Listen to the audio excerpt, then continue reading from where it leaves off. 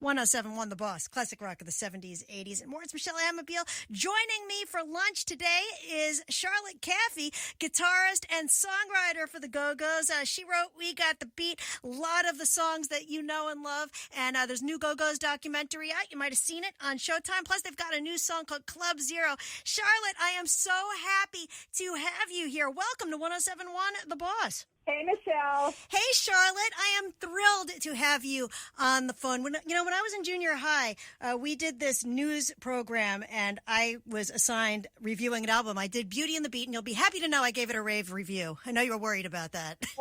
Oh, that's so cool. Thank you. I was like 12. It was a highlight of my life. Well, I would love to see that review. That is hilarious. That's really cool. So it's so great to have you on the line. New documentary out, the Go-Go's, new song, Club Zero. It's a new era for the Go-Go's, and we're so thrilled at the tour because we were so bummed that the show isn't happening at the Stone Pony. We had tickets. We were all going. My girlfriends and I all were going to make a pilgrimage, and now the tour is not happening. Man, we love that Stone Pony, too. We love New Jersey, and it's like, we were totally bummed. But, we have to all take care of each other and be safe, and we have, rescheduled for next year, and hopefully we'll be able to do it. I mean, we really want to do it. We're chomping at the bit here. There's no band more fun to see live than the Go-Go's. It was a show I saw you at Trenton State, and you guys were having so much fun. And it's just. We actually do on stage. We just crack each other up, and we just have the best time. And playing the songs, they never get old. I don't know. I've been playing them for over 40 years, and it's just. I think it's because it's that relationship between the band and the audience, and we all feed off of each other. It becomes this like really, really fun time. And yes, I'm hoping we can bring some joy into people's lives soon. Well, you've brought joy this summer because we need our entertainment virtually. And as fate would have it, we've got a documentary on Showtime. And this documentary goes deep. I love that it tells the tale from your perspective. Not a whole lot of journalistic talking heads. It's all from the perspective of the girls. You have ex-members of the band, which that had to be a feat, getting them into the documentary. Allison did a lot of work. Allison did, and we were really happy that Alyssa and that Margot agreed to speak because they were part of this band, and it's important to hear their story and their voice, and we were just thrilled. We set out to make a really truthful documentary and not be afraid to talk about anything, and we didn't want it to be about all the drama. Who gives a crap? It's like you're in a relationship for 40 years. You're going to have drama, right? So, We wanted it to be, and oh my God, Allison Elwood is such a great storyteller. She told it. All of us felt the exact same way after we saw it. We were just so blown away and so moved by what she did, and it was very cool. Was it fun to look back on the early days of the Go-Go's? First of all, touring with the Police and the Specials, and I'm telling you, you girls had the best beginning I could think of for a band. And looking back on that, do you just go, wow? Yeah, it's really something, and seeing it all in one film, it's really impactful. And we were really lucky. We were, we played with Madness and the Specials at the Whiskey, and they both loved us, wanted to bring us over to England. And we were like, how can we do that? And then you see in the film that, we sold everything and we moved out of wherever we were. We just cast our fate to the wind and we just went, and it paid off. And those songs on that first album, Jane and Terry with Our Lips Are Sealed, you wrote The Biggie. You wrote We Got the Beat, and that even got featured in Fast Times at Ridgemont High. Peter Casa had a co-write on one of the songs, and the Plimsolls were in Valley Girl. It's like it was all copacetic at the time, wasn't it? Yeah, and Peter was my boyfriend, too. So that way back when, but it's, I remember the Fast Times at Ridgemont High, and Cameron Crowe, the director and writer, he called me and asked me, We Got the Beat for the opening, and it couldn't have been more perfect, right? I mean, come on, that just kind of defined right that moment in time.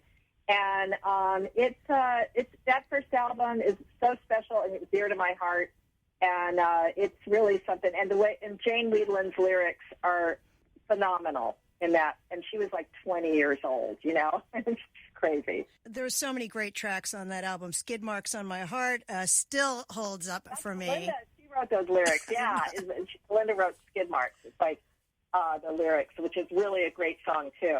This Town. I mean, I can go through the whole album. It's just I used to play that by heart. So great. I just loved it. But the thing about the documentary that's also great is it's not afraid to go into the dark periods of the band. Was that hard for you to revisit? Was it hard to watch? No. I've been an open book for many years about my drug addiction, and I feel like I'm being of service to people that may be struggling. That it can be done if you apply yourself and really, really find those people that that are like-minded and want to help themselves. And I mean, I was happy to talk about whatever. I just told Allison to ask away whatever you want. I'm open book. Well, I remember just looking back. It's funny because you see that period presented, and as a kid, I'm seeing the band on the cover with the makeup and the facials, and driving around in the video in the car and dancing in the fountain. Just two different images. Well, yeah, I mean, we have a lot of different sides to us, So, but I think in the documentary showing, the musicianship, the songwriting, the camaraderie, the sense of humor. All the things that maybe, we only had that, the behind the music, which was all salacious. And it was like, it wasn't all of who we are. That Allison really got to tell the whole story. So what's even better is now we have the new song Club Zero, which you perform in the documentary leading up to the show at the Whiskey. Tell me about the song and the lyrics, and just always great to have new Go-Go's music. Well, Jane sent me some lyrics, and I just happened to have written this song, some music with Anna Warrenker from That Dog. We had written something together, and nothing really, we just kind of wrote it. So it was sitting there, and it was so magical because it just fit together, and I was like, oh, my God, this could be really great. And so everyone else agreed, and we started working, finishing it and then arranging it and everything, and it was just it really just fell together, and we knew the second, when you see that scene in the documentary, that's the first time we ever played that song, Club Zero. We had never played through it. So it felt like a Go-Go song, and I think you understand what I'm saying, because a Go-Go song is a certain thing. And when you're writing a Go-Go song, it's like, sometimes we write a really good song, but it doesn't sound like a Go-Go song. I don't know if that makes sense, but it makes sense to me. Well, the music, to me, also has some underlying 60s vibes to it. I mean, there was always underlying 60s vibes with the Go-Go's, like Get Up and Go and Surf and Slide. It's all there, even the surf guitar lead. Yeah, it's definitely 60s influence. I mean, I grew up listening to radio before anything, that was my main source.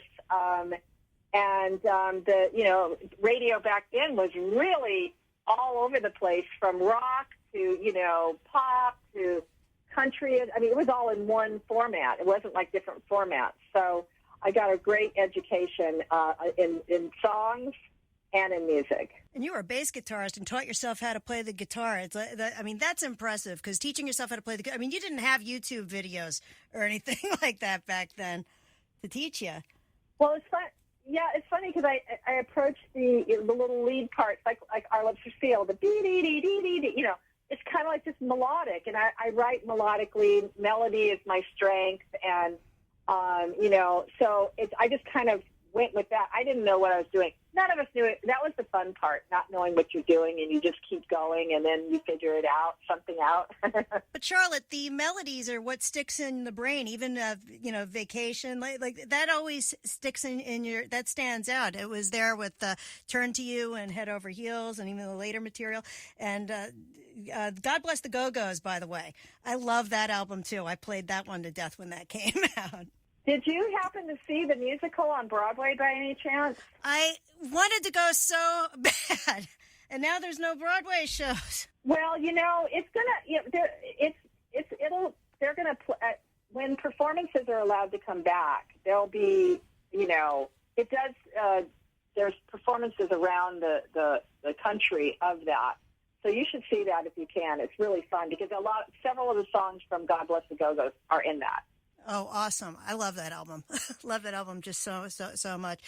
And I really can't wait to see you girls back in Asbury Park. I'll be there singing along with all the songs. And yeah, we can't wait either. And we love all the fans and love you guys and hope everyone stays safe. And please, let's try to get through to the other side of this virus stuff. It's very, serious. So let's all take care of each other.